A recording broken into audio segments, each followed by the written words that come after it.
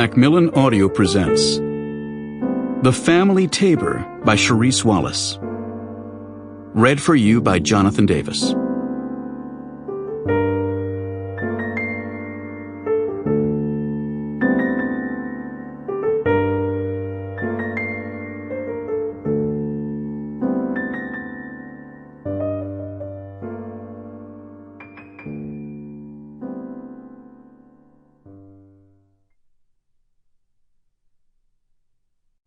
Good Samaritan. Chapter 1.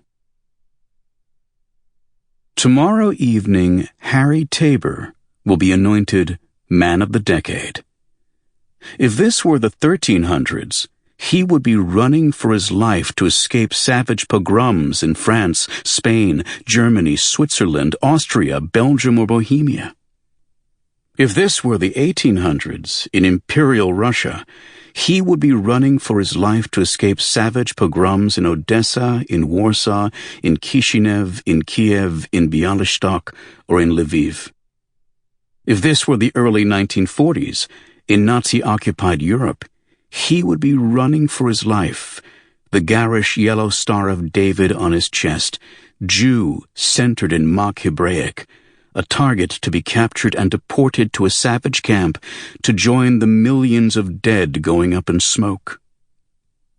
It is only by a godsend that it is none of those times and none of those places, although those events in those places at those times certainly clarified how one was considered by others. Instead, it is late in the second decade of the 21st century, in Palm Springs, California, and on this scorching mid-August Friday night, Harry Tabor is reveling in the truth of what's coming. Man of the Decade is the desert city's exceptional honor, lofting high the special few who devotedly enrich the lives of others in astounding and uncommon ways, as Harry has been doing for 30 years. Manifesting futures of promise and hope for the persecuted, the lost, and the luckless. In March, when he received the lavish hand-delivered announcement inviting him to ascend into the very select group, only 12 such ascensions since the award's institution, he was hesitant about accepting and had thought, why me? But now, as he embraces Roma, the love of his life, and his wife of 44 years, he thinks, why not me? He commands immense respect and admiration as the highly successful head of his humanitarian enterprises, a man who effects miracles, trusting in the honey of bees, not the sting, to make those miracles happen. He shepherds all those he resettles here, thousands now, and looks after them lovingly with care and pride. And indeed, this moment, sheet thrown off, bodies damp, souls replenished by their Friday night union, Harry realizes there will never be a better time for this felicitous event. This proffering of esteem, this celebration of him, to which apparently 800 have confirmed their attendance.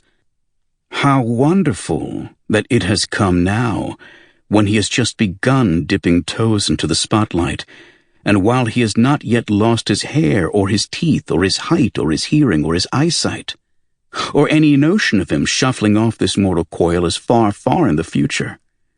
So far in the future, it bears absolutely no current consideration. In fact, he will not this night consider such an eventuality at all. He runs a hand softly down his wife's back and says, "You're as lovely now as you were at 24 when we wed." Harry says these words often to Roma, and always on Friday nights, for he still sees her as the bride she once was. And every Friday night Roma says, "And you have matured into an emperor, my love. Enjoy your solitary hour," which is what she says now, smiling up at him before cloaking herself with the sheet and duvet. She is instantly asleep in the ceiling fan breeze, the blades whirring a noise she... Sample complete. Ready to continue?